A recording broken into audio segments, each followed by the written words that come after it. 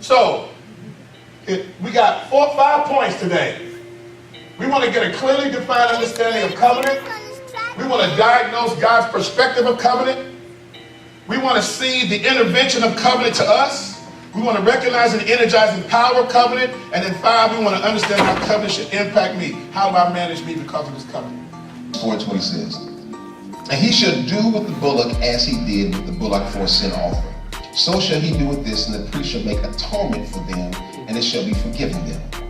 Now, a lot of people think when you read that word atonement that it's talking about like the same type of atonement for sin that the blood of Christ did. That's a different type of atonement, but even the word is different. This atonement is like a covering. It's the same word used when Noah built the ark and he put pitch on the outside of it to cover it on the inside and out to make sure that it didn't leak. That's the type of covering that's talking about, not something that cleanses and washes away. So that's what the blood of Christ did. The blood of Christ cleansed us. It took away sin. God intends for me to understand this more. God intends for me to do this more. When the Lord said, I came to bring you life and life abundant, life is, I believe and I step into salvation. Abundance says I began to survey the room and look around and see what's going on. Wow, I got a 5th floor balcony? You see what I'm saying?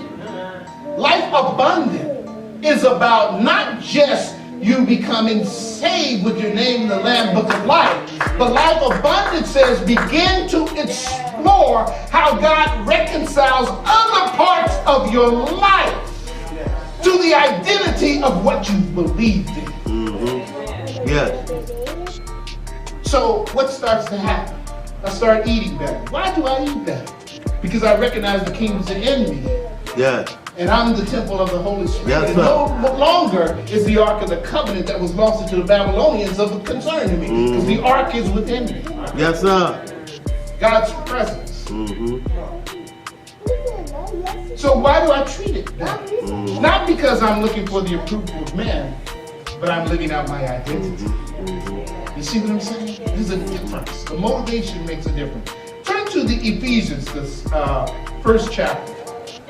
Because the glory of God that's upon us is not veiled. That's why it says a city that is set on a hill cannot be hidden.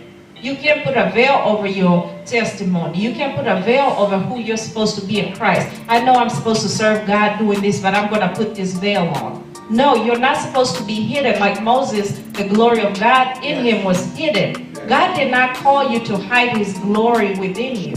That's why you are holy people. That's why you are the temple of God. That's why there's not a high priest except Jesus Christ in this day and time. You are called to shine your light because there is no veil remaining. There is no veil remaining. Stop living your life like there's a veil of, I wouldn't witness to this person. I'll go through these baby steps with them and then finally I'll teach. I don't believe in that. I believe when the power of God falls upon you, you don't have to take steps of salvation. I'm going to befriend them first and then I'm going to take them out to eat. What if they die before you get to Applebee's? Then what? We have to be ready to preach in and out of season, being confident of who we are called to be in Jesus Christ. That's right. Now, who wrote the 10 Commandments? Who literally wrote the 10 Commandments? God. Yahweh, Elohim. He wrote on a tablet, took his finger and wrote his commandments. And then he told Moses to put what he wrote inside of the ark. Right? Deuteronomy 31:24-26. It says, take this book of the law and put it in the side of the ark of the covenant of the Lord your God, and it may be there for a witness against thee. Emphasis on side of the ark. So what was the law that was put on side of the ark? Moses' law.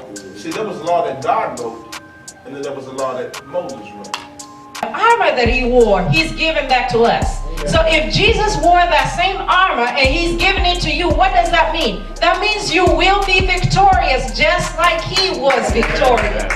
That That means the same armor that he used to fight the devil in the wilderness when he was tempted of the enemy and the devil showed him all these things and said, bow down. That means you have power not to bow down just like Jesus. You have power to be redeemed from your sin and walk away from it fully. You don't have to keep coming Sunday after Sunday caught up in the same stuff, caught up in the same sin, caught up in the cycle of your ancestors. It has to break away from you. There is a spirit of freedom in Jesus Christ. There is not a spirit